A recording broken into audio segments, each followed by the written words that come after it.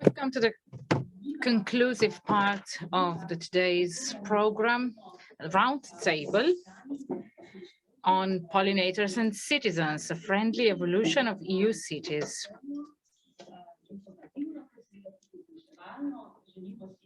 We want it to be inclusive, instructive, and we would like you to join in at the end with your opinions, suggestions, or questions. We have two moderators, Klemen Strmšnik, URBACT lead expert of Slovenia, and Ed Thorpe, URBACT expert UK, as well as their guests, the representatives of the founding cities of the network of cities, and so Amarante, Portugal, Bansko, Bulgaria, Bergamo, Italy, Hegyvidek, Budapest, Hungary, Ljubljana, Slovenia, Propontida, Greece, Osijek, Croatia, and Sosnowiec, Poland. Please. Thank you very much for this introduction. So while you're enjoying your champagne, we will just kick off the last part of our event today. It's a roundtable titled Pollinators and Citizens, a bee-friendly evolution of EU cities. It has been really inspiring to see the movie about how many of you of cities are actually joining us today, either here with us in person or via online. So thank you all for joining us today. And it is our task to keep you being inspired and to maybe share a little bit more about our future and the future of the BPath Cities network together with our, of course, with our cities. So my name is Klemen Strmšnik. I am still the lead expert for both BPathNet projects. Yeah, welcome everybody. And my name is Ed Thorpe. I'm part of the big pool of freelance independent experts that URBACT uses and enables cities to access. And I've had the privilege of working with the team in Ljubljana and the BPathNet cities on this transition that we've been hearing about from the work under URBACT with the BPathNet projects to this new BPath Cities network that's been created. And this session is really about, yes, looking to the future. We've been celebrating the successes under URBACT this morning, but we have to think about life beyond URBACT. So we're going to be exploring that now in this session. Yeah, as you have noticed so far, some of our speakers are joining us here in person in this room, while others will be joining us online.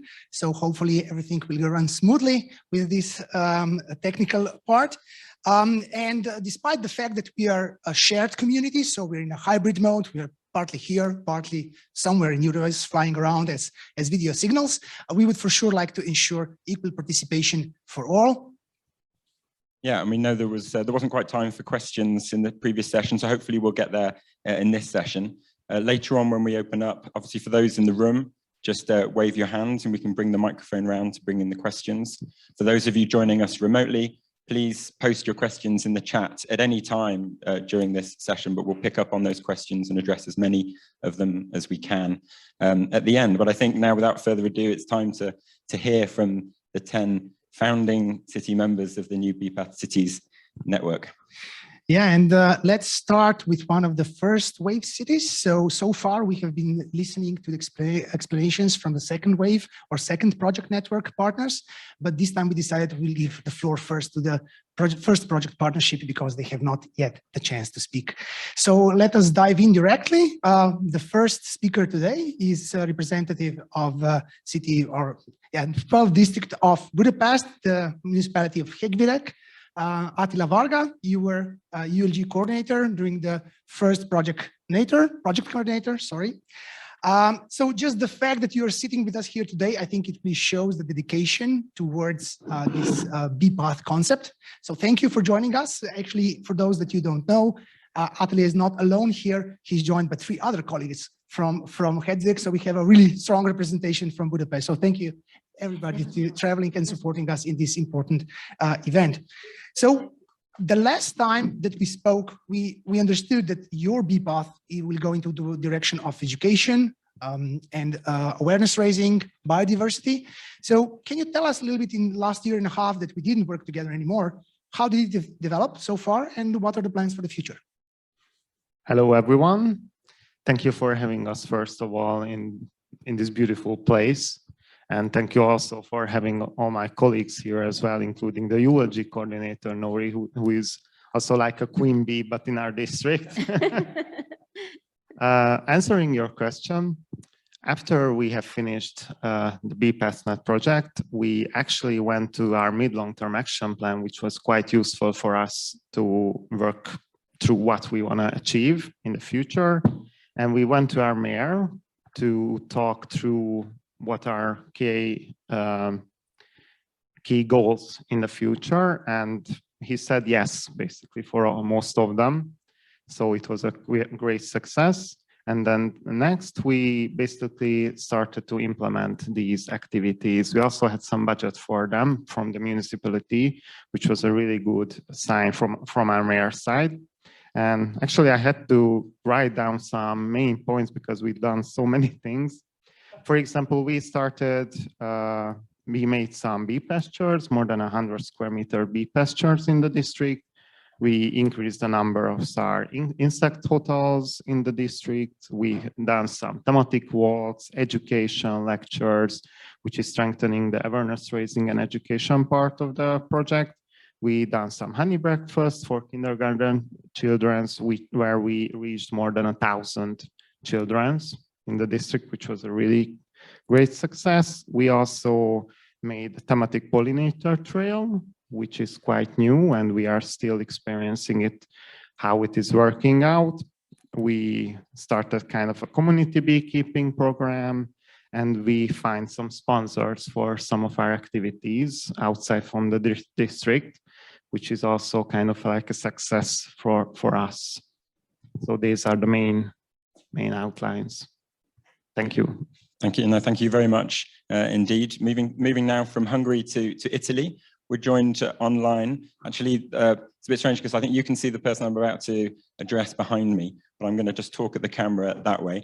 From Cesena, we're joined by Elena Giovannini, who was the project coordinator in that city. And I know, Elena, that a big issue for you in your context was the fear factor around bees. And when you were closing up the work under the first network back in 2021, that was a key issue that you were addressing. So is that still the kind of the big priority at the moment?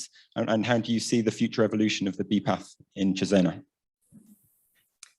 Good morning, everybody, and a special greetings to my bee family friends, also from the Cesena team, from my colleague, Roberto, Luisa. So the fear factor, yes, it was something that really came out from the questionnaire that we did during the BPathNet project. We can definitely say that the fear factor is no longer felt as it was before in Cesena, and something has changed. We can say that because we still have beehives into public parks, close to the river, close to bike lanes, close to children play areas where family goes every day. And we didn't receive any complaints or remarks from citizens.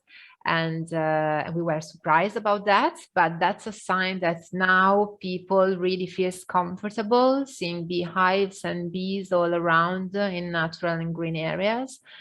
And so we are very happy about that. And the activities that we have done, we are continuing doing that in making the awareness of bees more correspondent to the truth and demystifying the role of bee. So all these activities actually are now paying off. We are continuing in supporting laboratories in kindergarten and primary schools. The Agrarian High School Institute, that some of you had the chance to visit, still has beehives in the garden, and students of the 4th year can learn in practice how to take care of bees. And more attention is growing related to the world of bees. So also some private initiatives and projects are starting up. For example, this summer, there was a supermarket retail company that distributed small bee hotel for wild bees in primary schools in Cesena. It was something started from their own initiative. And it's a sign that more and more attention to the importance of bees has started to grow in the city. So next steps, we will continue to work on increasing the awareness for sure, but what we would like to do in upcoming years is to work on the creation of green corridors. Because during the BPathNet project, we developed a document. We did a study for the support for the it's called the Pollinator plan. So how to make the city more a proper environment for pollinators. And in this document, from this study, we learned that it's fundamental to have proper habitats for pollinators, especially habitats for recovery, for reproduction, for nesting. So we would like to do this two different urban forests in 2 areas of the city to connect the river with the city center and with all the agricultural part in Cesena. We have also joined the 3 cities of the world network for this reason. And that's the urban greening is really one of the main objectives of our consular political mandate. And we hope that this will help the population of bees, but we are sure that it will also have an impact in our city to make Cesena more green and also to increase the quality of life of people. Thank you, Elena, very much for your contribution. Although it is online, it is so nice to see you. It would be so much better if you would be able to join us here in person, but still thank you for making the effort and really joining us here today. I would like to invite to the microphone now our other online first wave partner, Justyna Olszewska from the city of Bydgoszcz from Poland. She used to be, or at least formally within the project, local group coordinator for Bydgoszcz. Justyna, can you tell us how your BPath developed in the last year and a half and maybe what the future holds for it? Hello, everybody. I'm really proud because of our BPath works. We've got 16 points of our BPath, and most of them work really well. Many places are open for all people all the time because we have their tools for teachers, for people to know how help bees in our area. And what is new and very important for us, we have our own bee apiary, a city apiary, and Mateusz, our beekeeper, take care about it and make classes for children just in this apiary. And we've got really good feedback from teachers, from pupils even, that they use the knowledge in practice in their life. For example, how to take off the sting during holidays. Some girl did something like this. So we concentrate on, first of all, on education, and we cooperate with different schools, kindergarten. We prepare special meetings for them, just for knowledge, just for spread the knowledge about bees. And as I know, it is very important to be with teachers in schools, in kindergartens all the time, and we have special programs to support teachers in primary schools, in kindergartens too. And the next one, what we do, it is, this bee awareness raising in our city is everywhere in our municipality. Our activities connected with creating green areas is really high. I think every year, every month, we do something for bees, planting trees, flowers, prepare meadows just for pollinators. So I think our city is green, bee-friendly. We prepare houses for wild bees, and we are everywhere. So I think BPathNet help us, I mean about my municipality, people who live here and decided what to do for nature, support us do to go this way, way friendly for bees, and that's all.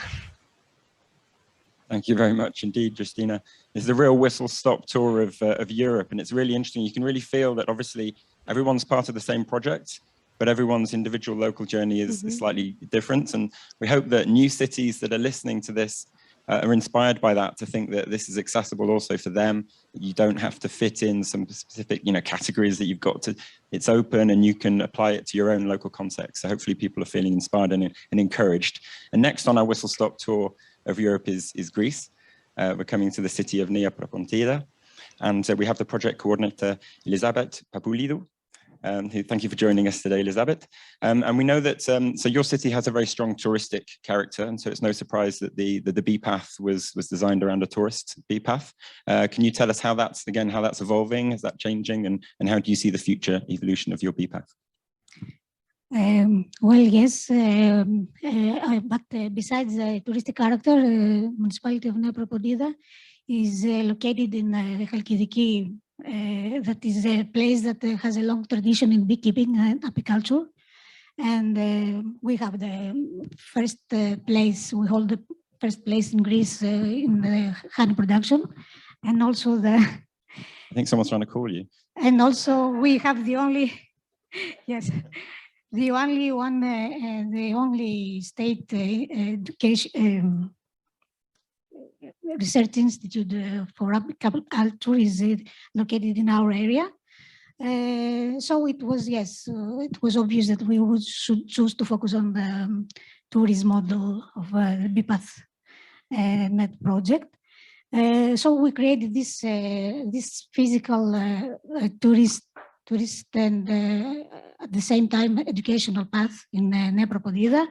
We wanted to create within the city a path that would be available to the visitors to visit and see, to learn about the history of apiculture, to know about the bees, the biodiversity, the beekeeping flora in the area. So we created some infrastructure that was absent before the BeePathNet project.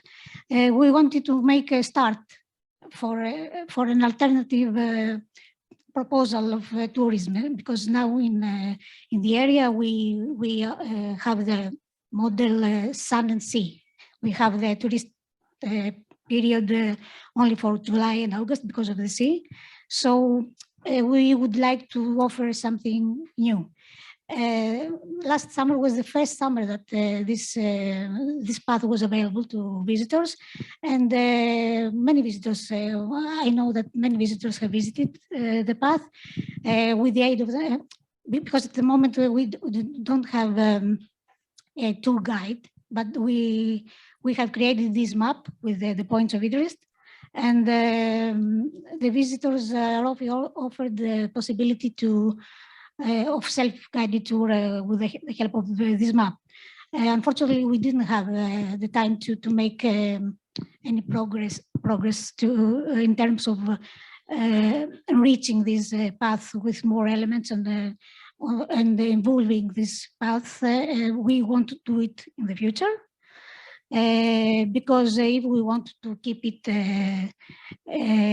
sustainable and be there and getting better and better, we have to ensure that there is someone that will be there to take this task to enrich the path.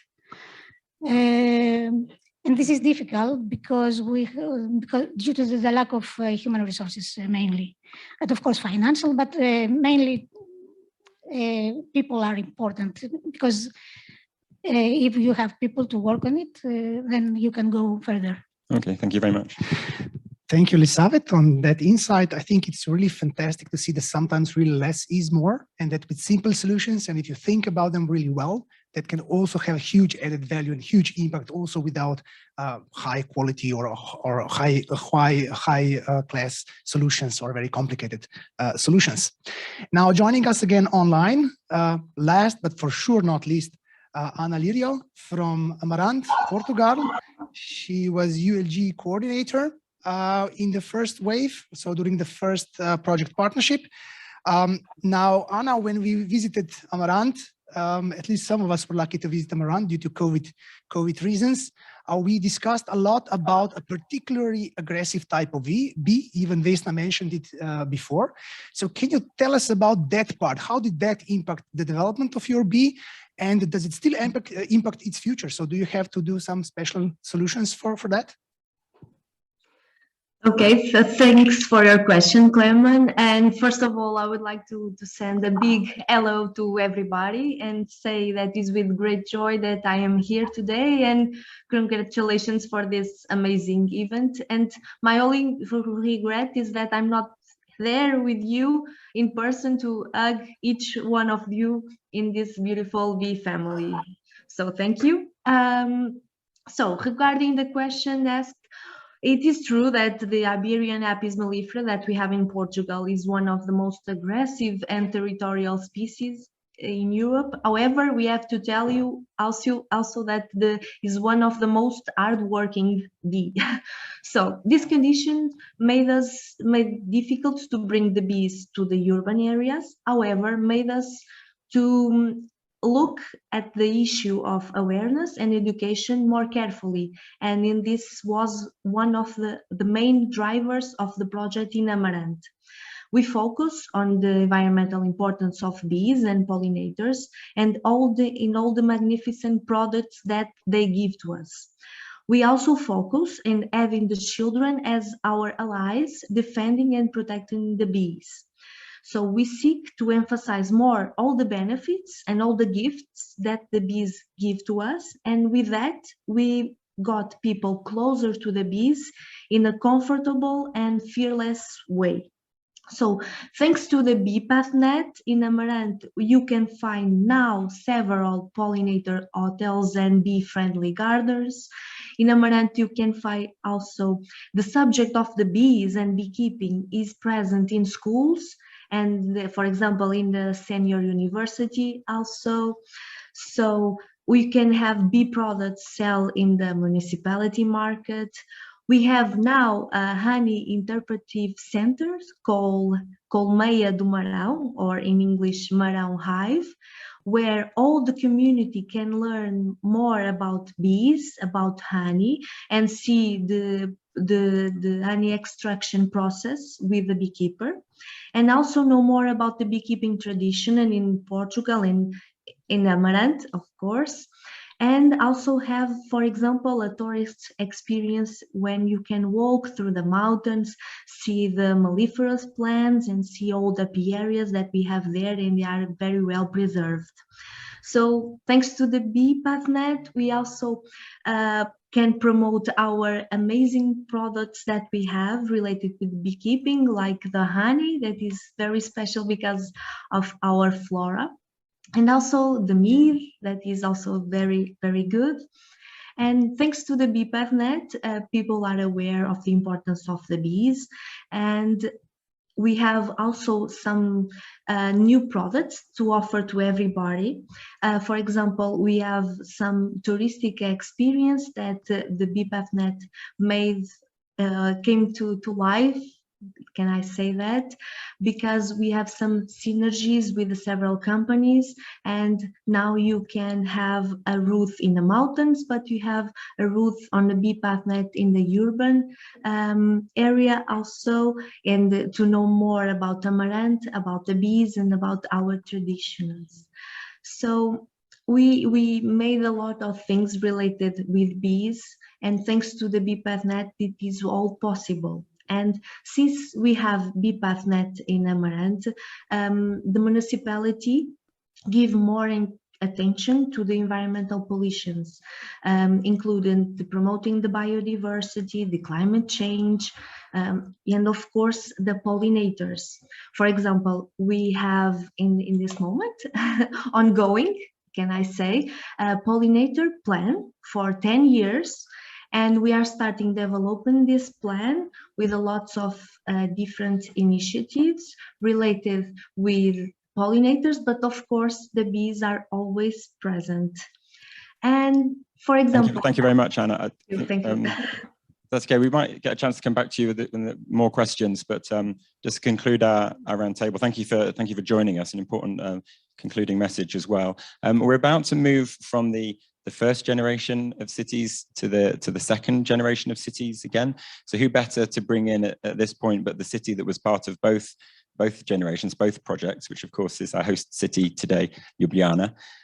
We have here in the middle of the panel Maruška Markočić, who is the queen bee, as we all know, of this project. So Maruška, if I can ask you, because a lot of people, if you tell them that this is a project transferring a good practice, well, that sounds like you're giving away a lot and not getting much in return. But actually, don't think that was your real experience, was it? So it'd be great if you could tell us a little bit about what you got out of the project as the original good practice city. Thank you, Maruška. So important, she needs 2 microphones. Yeah.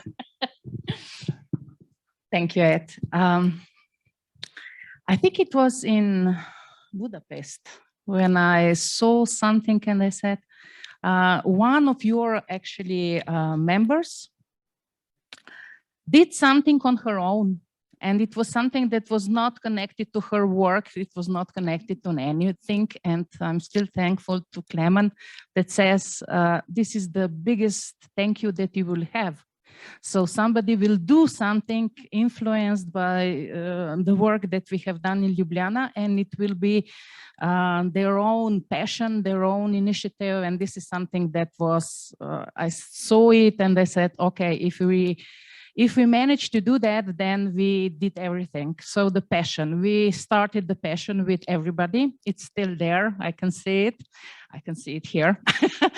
And it was the second most important moment was when I saw that we actually don't know everything, that we are actually steps behind others. And we were so glad so that we could learn from others. This was really fantastic feeling. At the beginning, I said, I was never entering the project as a we know it all system. We always knew that we are going to learn from each other, but to get to know so much interesting and fantastic things, it was a surprise. So this was the fantastic and magic moment. And one of the things that was really difficult was actually to put the practice into the theory. This was the third one. So many things that were unexpected. And I was the most happy I got when I realized that they are doing things by their own, on their own way, on their own, I don't know, they're following their own heart, they're following their own beat, but they are doing the same thing. So these were the 3 most important things. Did I answer? I lost it. Thank you, Maruška, for your response. I think you said it perfectly. So thank you very much. It's always nice that it's never just giving story or receiving story. It's always give and take. So it's this is the most important part of the transfer projects that I think that there is always something also for the good practice city to take back. You just need to be willing to accept it. And now, without further ado, we need to skip to the second partnership, to our second network. So let's start with the partner that entered the network the last. Actually, they jumped in as a substitute partner, for which we are especially grateful internally to Sosnowiec from Poland. So today, representing Sosnowiec is with us Edita Vikuš.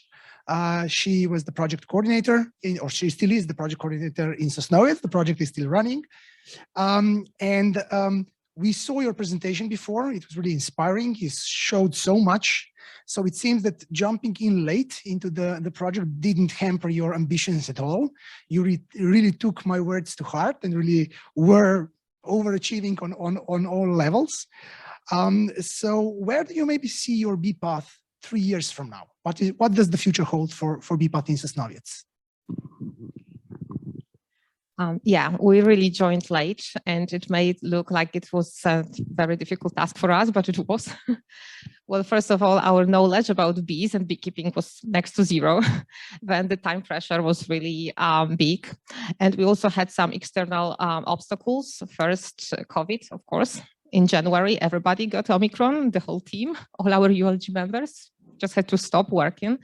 And then when the COVID was over, the war in Ukraine started, and Poland was really impacted and still is by the situation. So the conditions, external conditions was not very favorable for us and still aren't. But we are quite confident that even without all those deadlines that we have, thank you, Adele, from URBACT, and without the funds that really helped to keep the project going, it will be alive, because we just happen to have fantastic ULG members that are very, very active. And as the project comes to the end, they contact us and they tell us that the project was really, really nice and they would like to continue. They have lots of ideas, and they also say that the things that we do are so interesting, and they are really so keen on that they would like to continue the cooperation, not only in the field of bees, but also to implement other projects. So that's I think, good success indicator. I think I've already said a few things in my presentation that we would like to expand the BPath. We would like to add at least another point, because next year we'll have the grand opening of, I don't know, it's the botanic garden is a good word, but kind of educational facility that's surrounded by the biodiversity park. So I think it would be a great addition to our path. We also want to develop, just following the example, exactly the same steps that we had developing the BPath. We would like to develop another path dedicated to Professor Schaffer that will be only dedicated to biodiversity. Our big ambition is to implement the educational programs in a bigger scale. Probably not all the schools will be involved next year, but we want to go from the pilotage program to at least partial implementation. And the good thing is that we are being contacted by people that have no ties with us. And I think it was last week or 2 weeks ago when our ULG coordinator got a phone call from a law firm. There was a lawyer calling us and saying, I heard about your project, and next year in 2023, we'll be celebrating our 25th anniversary. And we thought that the great thing would be to set up an apiary and to have honey as our product that we would give to our clients or partners. And I think that a year ago, it wouldn't come to their minds. They would just probably produce some memory sticks with their company's name printed on it. So I guess that this is our indicator of success, that people just see that the project is happening in Sosnowiec and they are getting interested in it. And also the number of people participating in our public events. You know, it's a huge turnout. So there is a demand for having them also next year and following years.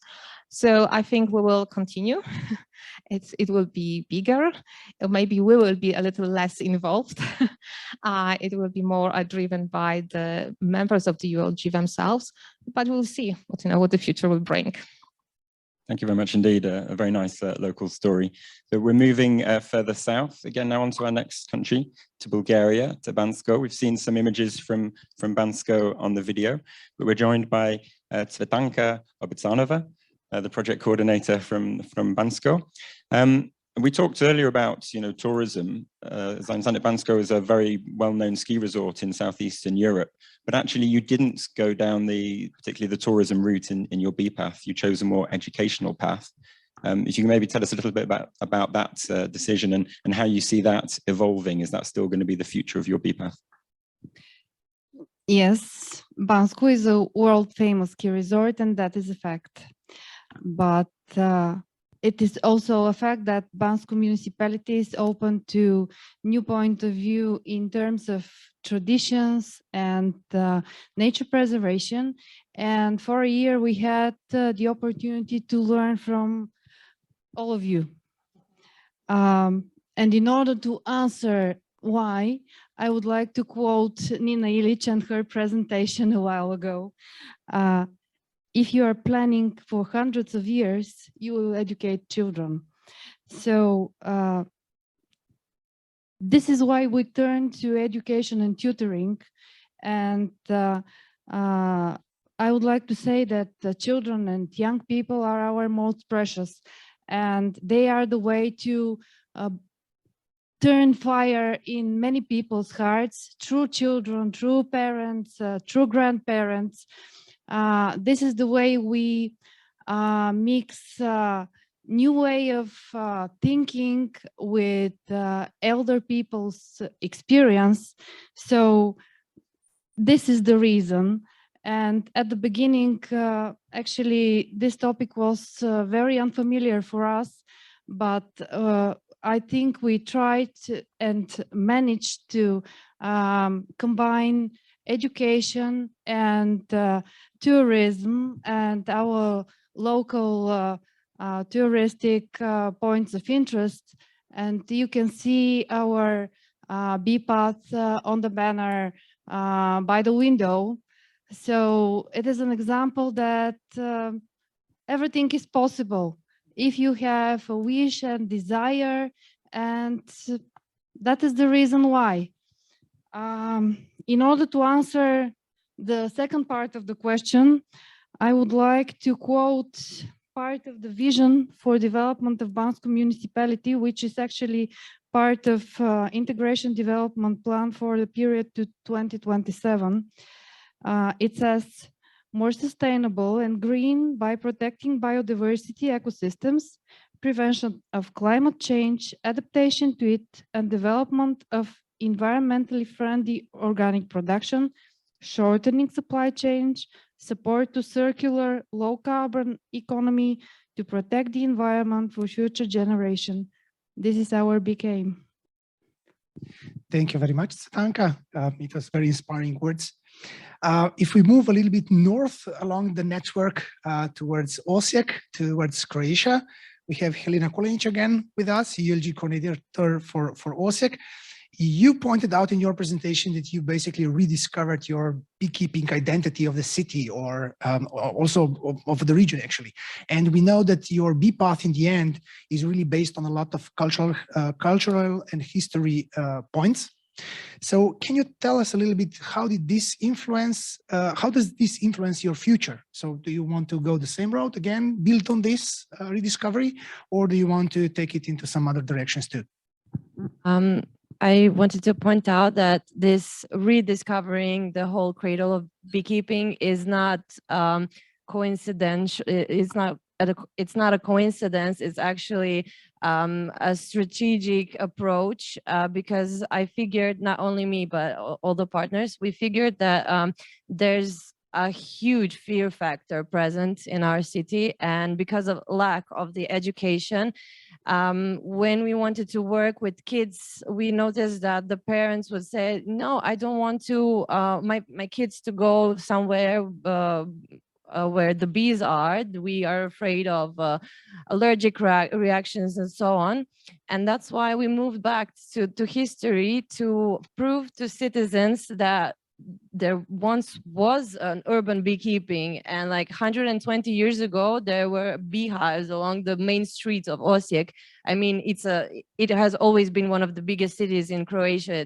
It was never a village or something, so it was always an urban area. And if it could be possible like 120 years ago, why not now? And we thought we moved from the past, but actually we have some examples from the past that are actually more advanced than now. So that's why we wanted to take this educational path and show the citizens this is actually something that was happening and is still happening. So I actually have the information from our beekeepers that they actually do have beehives in the city, but they don't want to admit it because by the national regulations in Croatia now, the person who got stung by a bee and got the allergic reaction could actually file a lawsuit against the first registered beekeeper, the closest one. So they really don't want to put themselves out there like that. And actually, maybe this is not really our influence, but the national legislation on beekeeping and keeping the farm animals in the cities is actually changing from the 1st of January. It's not going to be allowed. It's not going to be any less strict, so to say. But we are moving forward with some kind of steps. Those are little steps, but I think that we can prove to citizens and to national legislative bodies that this is possible, and this is some things that exist in other European cities. And if we want to move forward and be more green, which is actually one of the biggest goals of our city, we have to keep up with other European cities and keep up with our time. Thank you very much indeed, Helena. We're doing really well with time, which is really good news. So we just have one more speaker, one more of our 10 cities to introduce now. But after that, we're going to have some question and answers. So do get thinking about what question you'd like to ask, whether it's the one city or more globally. And anyone who's joining us online, please do post them in the chat, and colleagues will feed those through to us. But before we get to the Q&A, we have one more city. We're delighted to be joined online again. So I'm going to be talk to the camera at the back. From Bergamo, we have Dr. Stefano Zenoni, who is joining us. And Dr. Zenoni, I know that in Bergamo, climate change has been a big issue, and that when the project visited Bergamo, it was clear how much work was going into the climate change issue. And so we'd just like to ask you to explore for us a little bit how you see the relationship between the progress of becoming a bee path city and the process of implementing the climate strategy at local level in Bergamo. Dr. Zenoni, please. So good afternoon to everybody, and thank you for the question. So it's a very pleasure to be virtually here, virtually there. So I can give you some concise information about the city and its own strategies. I think that each city inside this project has its own specificities. For example, we have a wonderful botanical garden, and you have also the wonderful director in the room in front of you. And so, ciao, Gabriele. And we have, for example, a very small territory in a very industrial and polluted areas in the north of Italy. But we have also, for example, 1/3 of the municipality occupied by a natural park. So we have a natural park inside the city, and that's definitely a great advantage to develop policies about the climate change strategies, and also speaking about BPathNet project, of course. And so inside that part of the city, we have wonderful places. Probably the delegation a few months ago visited the monastery of Astino, a place that won in the past the European Landscape Award. So we have all this part of the city full of biodiversity, rural activities. So we would like to rediscover that kind of activities and to transfer what a part of the city already know in the rest, in the remains of the city, where we have a very different environment, and we have the industrial and the polluted city developed, especially in the 20th century. So I think that inside our climate strategies project, biodiversity is definitely one very important pillar, because we think that biodiversity is something like a sensor to check the climate change goal, to check the result of our policies. So we would like to, inside, for example, we have a specific project whose name is Click Bergamo, Climate Change Bergamo, and we have a great attention to the renaturalization of urban areas, or the attention to the margin areas, so all the places between the city and the natural part inside the municipality. And they are the places where we have all the rural activities I mentioned before. And so biodiversity and BPATH project is definitely very inside the biodiversity issue. It's like a sensor to check the goals. And we are also inside the net cities, the zero net cities of the European Union. So we have a specific attention to the climate change and mitigation and adaptation. And next year, Bergamo will be the Italian capital of culture. So you are all invited, of course, in our city. And inside the project of the cultural capital of Italy, the nature in the city is one of the most important issues. I think that biodiversity has very important cross implications through the policies of the municipality. Of course, it's about food policy, but it's also about urban planning, for example. When we have project of regeneration, urban regeneration of former industrial sites, we have to consider the possibility to create new places for biodiversity inside the city. And so again, the frame is definitely larger than the specific biodiversity issue.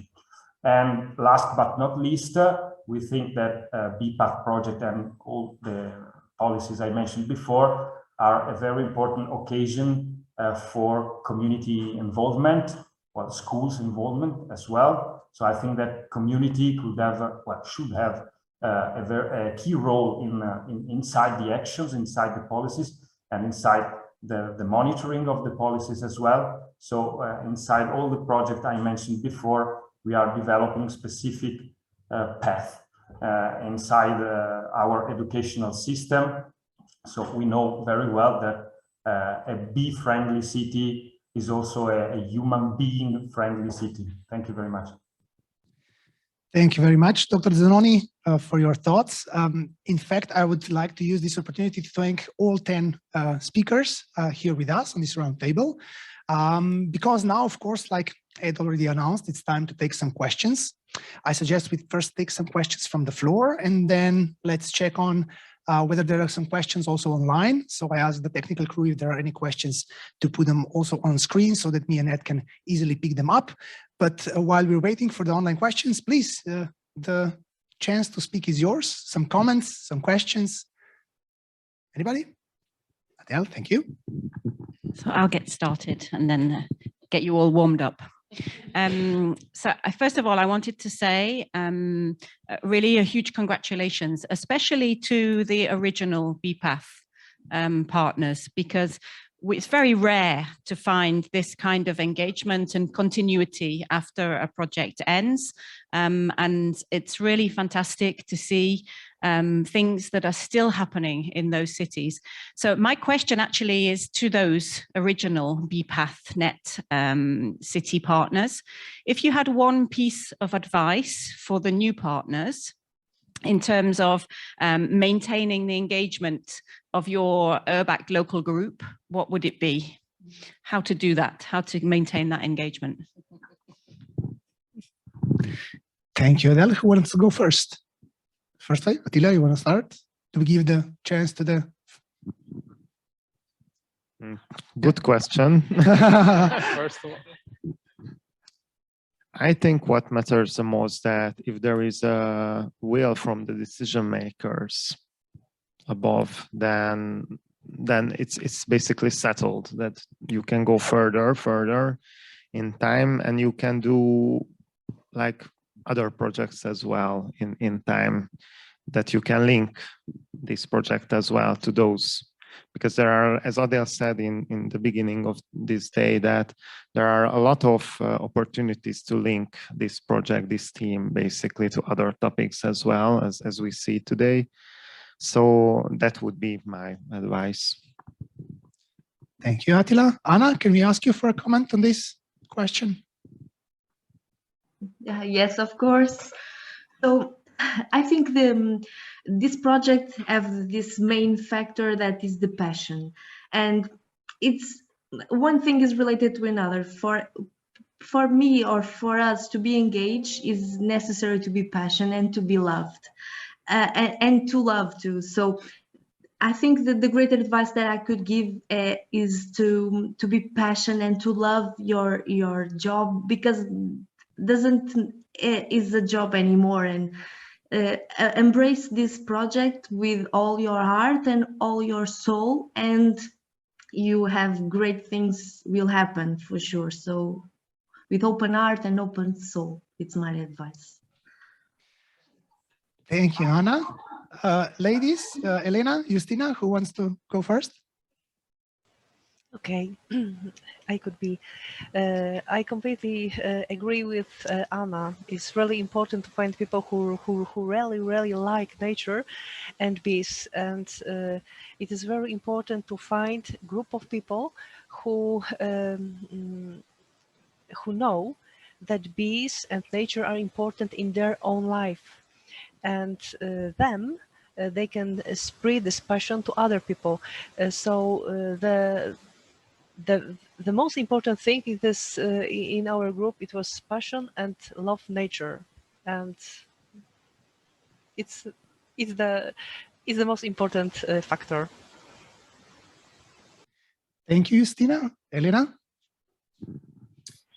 Well, I agree with my friends, because of course political commitment is fundamental. In our case, the counselor for European project is also the counselor for environmental sustainability, so maybe it was easier for us, but also to have the passion, as Anna and Justina were saying. In our case, for example, we are able to do some sort of match funding and maybe use other projects to continue these activities, and we do that because we strongly believe that is important. And of course also the inspiration that Ljubljana gave us, it was something that really involved us deeply. I have bees in my garden thanks to you, wild bees, and so I think that is something that now it's part of our daily life. Thank you, Elena. Elizabeth, the last one from the first partnership. Well, yes, I agree with Elena and Attila that you have to give them a motive to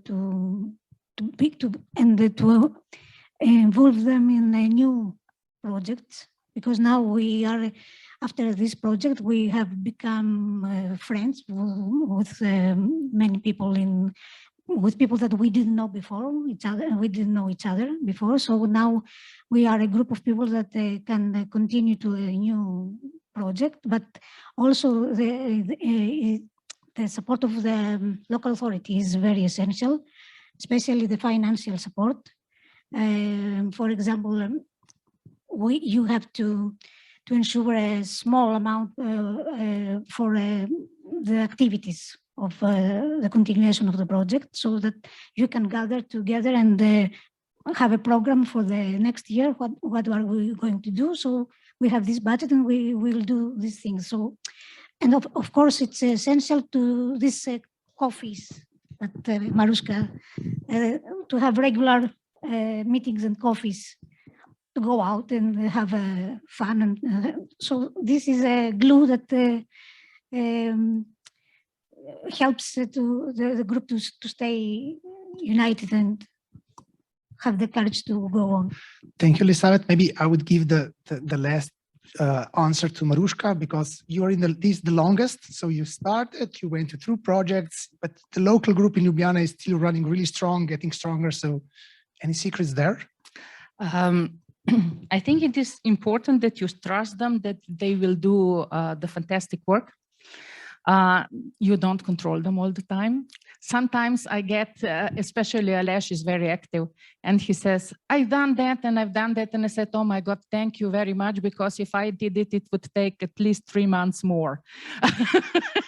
But sometimes really ULG members are capable to do things on their own without the pressure of the municipality establishment. So it is really nice to have them find their own channels as well. So, and not to be, you didn't tell me. Why didn't you tell me? Now I don't know anything. So if you go past that time, it's fantastic. Then you just say, okay, fantastic. And it is sometimes difficult to even detect what have they already done. So you have to follow them on the Instagram or in the Facebook or something like that. So it is really, really difficult. But yeah, within the project, I really left them to do their own stuff. We just met twice, and then in the last year, of course, because we are upgrading our work as well more times. And what helped us was also that we established the action plan of the future working. So this was something that made the reason to stay together and to work together. And what really was a success as well, that they, at one point, they took over some themes, some thematic that they feel passionate about. So Nina is about the education, Dominika is about the tourism, Alesh is about the transfer to younger people and to education as well. So these are the main points. I think that everybody has to find themselves. You have to trust them. Of course, as Elisabeth said, have a support, and yeah, then everything is fine. You just follow them. Sometimes I try really hard to run a bit faster so that I meet them and I said, I have something new for you. Okay, this one. Okay, thank you very much, everyone, for those answers. Would anyone else like to ask a question? I warn you, if not, I'm going to ask one of my questions. So there's still time. Would anyone like to? Yes, please, yeah. With both. Still, I have a very strong voice anyway. So, well, because we hear about apitourism, I do know what is going on in my country, but I would like Elizabeth to tell us her vision of how we want to develop apitourism in Greece. My vision? Yes, because we see it sometimes from different ways. So, I mean... I think that we don't have this kind of apitourism that is happening in Slovenia. We don't have in our country. We don't have the specifications. We don't know what apitourism is. We are at the start. So, as you know, it was your initiative, not mine. We have created. We have started working with at a national level. We have. Made a call to all everyone that is interested, and we had how to say, we had received very many emails that were interested, and we have our first meeting in June for people that are interested in working together from all over Greece in order to promote this idea of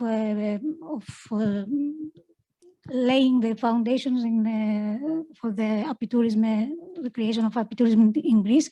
We want to work together to make a proposal to the tourism, the government, the Ministry of Tourism, so that we can proceed with this.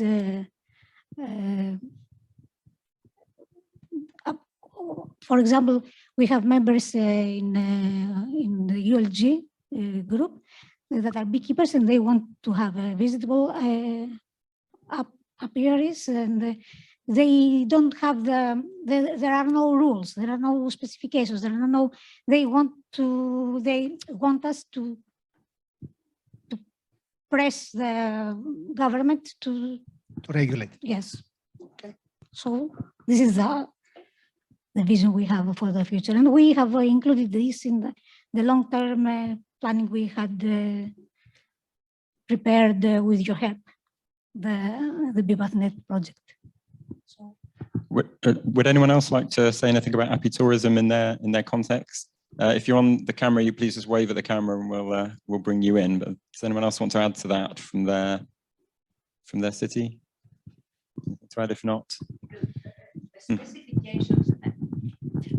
That's why I asked Elizabeth, because I knew that she's going to talk about the specifications and the rules. And this is really very important when you want to establish something and people need to follow and have a certification later on. Then you need to have specifications, you need to have rules, and everybody respects them. And it's good to know the experience of other people as well. I mean, it will be helpful for us. Thank you very much, Fanny, for this. Any other questions from the floor?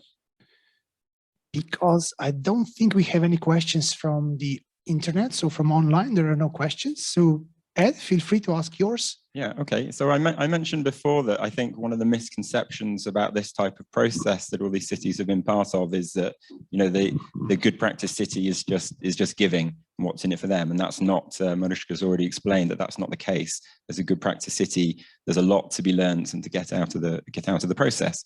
I think another misconception though can be that transferring a good practice like this is a series of bilateral relationships between Ljubljana and each city, that each city is just, you know, trying to learn from the good practice and take it into their context.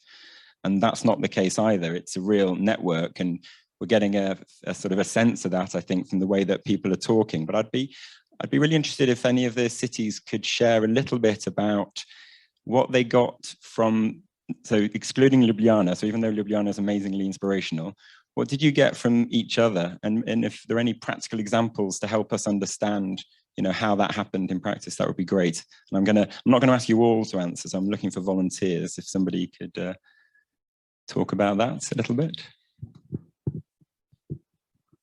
Yeah, please, yeah. I'm going to just give you a very simple example. During my presentation, I told you that we didn't plan to have the educational polygon. It was something that at the beginning we said, no, absolutely no. We have enough tasks in such a short period of time. And just when we went to Bansko and we saw all the educational activities that they do, and we had a conversation, I think it was with you, Klemen, and Mariuszka, who explained us exactly what the educational polygon was, because we thought it should be something massive with big infrastructure, something very, you know, like substantial, right? Like a big school or something. And we understood it in practice. That's when we decided that we're gonna develop our own, and it's really working. It's a very popular place nowadays in Sosnowiec. Lots of kids come there, and also adults. So it's very full of activities. So those simple things, you know, without those meetings with other partners, without all the transfer visits that we went there, or that we not only heard about it, but we saw it and pretty much touched it and exchanged, that really also influenced what we did, and we did much more that we anticipated. And that was what happened with us. Would anybody online maybe like to share? Yeah. There is actually not an easy answer to your question, because usually when you communicate to people, you learn from a phrase, a vision, a gesture, from everything. So there is not an easy answer. Okay. Yeah, please, Fanny. Yes, I agree. There is no easy answer. And it seems that not only from the cities and the way that they implemented all the modules, but also from their ULG members, that they show us good examples, we picked up. And in fact, yes, we did not invent everything. We copied parts of the ideas of other people, and we just focused them, or a little bit cut the edges to fit them in our own needs. But if I can just talk about our experience, one striking example, more striking than all, was coming from Amarante. And we did not visit the Amarante, unfortunately, but their example of how they promote the local products with transferring the people with the vans and the cooperation for the local products for the selling point, for example, for me, that was striking. We did not manage it yet. We have it in our mind, but that was one of, the best examples. Thank you. Thank you. Anybody else? Can I add something? Sure. Yeah, funny, it made me think that projects maybe can give you something that you will implement in upcoming years and in other projects. For example, the pollinator plan that we did during the PathNet with our own resources. Actually, we have seen this kind of plan the first time during the agri-urban project from Sodertalia, and even before with the Tarok during Jobtown. And it was in our mind to do something similar. And this best practice from Amarante about the selling point and the shop that is public, but it's also like a cooperative. I wrote to Anna, I wasn't there, but I wrote her asking a PowerPoint presentation, also the budget, how this is running. And I send the material to my counselor. So that's something that we really appreciated, and maybe, I don't know, we hope that in the future we'll have a result, but it's a small seed that maybe can grow in the future. Thank you, Elena. Anybody else online or in the room would like to add something to this? No? Are there any more questions from the room? Yeah, Mr. Beuk, please. I don't have a question, but I have a very simple solution for cities that have problems with beekeeping in urban areas or more aggressive honeybees. So you should focus more on wild pollinators. They don't stink. To be honest, they have. They all have focused much on the pollinators. They, maybe if I can point out, they also really like the idea we saw in San Creodon the first time, where they used actually the photographs within the beehive so that you can still use it as an educational tool. It's a tool to use it without bees. So we really explore these different types of tools that you can still use with this type of bees. But thank you very much for your contribution. For sure, it is a good idea for everybody else listening in and not being able to participate in our project. Any other questions, comments? Because if not, then I would like to thank everybody for the participation in this roundtable. And we would give of course, in our name, thank you everybody for participating. And I would give the last few words of this event. For sure, they cannot be ours, right, Ed? I think that we have to give the mic back to Maruška, and together we can close this, I think, very successful event today. Thank you very much all. Also to you listening, joining us in the room and online. Thank you very much. Maruška, the floor is yours. I'm happy that I actually put on the end of my presentation the never-ending story. So I see it really as the beginning of new time where we will just continue working on different things that we do. And then and I would really like to consider you all like a spokesman of our new philosophy. So everybody will get this philosophy in their hands. Please take them to your cities. Introduce the project, introduce the program, invite your city or other cities to the network. And if we opened it so fantastically, so thank you, Natasha, for opening this network. I think that we have a lot of things to show, a lot of things to say to each other. And at the end, I would just say thank you for everybody that contributed to this fantastic story. And thank you also all of you that you took your time, that you were present, that you were here. And I hope that we actually inspired you to have at least as Danilo said, wild pollinators on your on your garden. So thank you very much, and see you in the evening, and in other things when we'll have the first breakfast and the beginning of the next year. So thank you very much.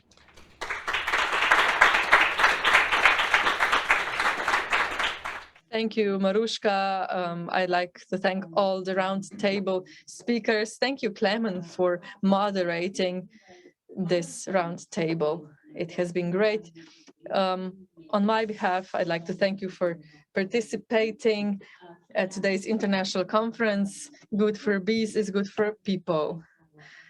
It took place both live and online here today at Cukrarna.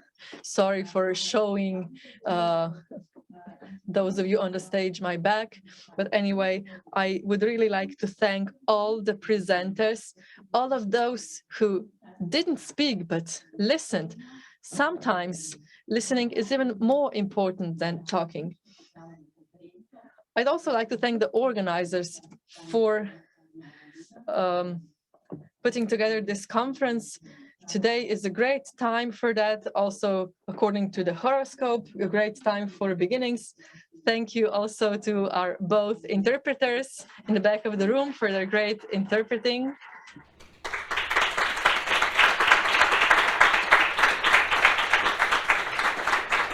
Also, a big thanks to our technical team for their support.